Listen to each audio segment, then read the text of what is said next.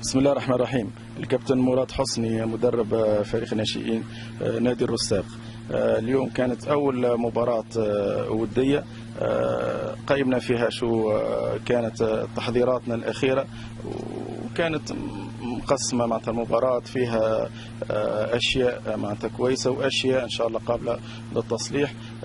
وراوا لاعبينا لأنهم معناتها قادرين، وهذا اللي حبينا نشوفه رغم النتيجة كانت عكسنا في آخر اللقاء معناتها في الوقت الضايع.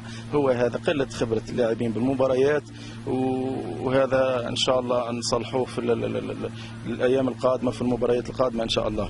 كانت شوط أول كان ممتاز معناتها من ناحية التمركز اللاعبين، هو هذا اللي حبينا نلوج عليه أحسن شيء وأكثر شيء اللي بحثنا عليه، تمركز اللاعبين وتناسق الخطوط مع بعض، الدفاع والوسط والهجوم، وكان هذا موجود.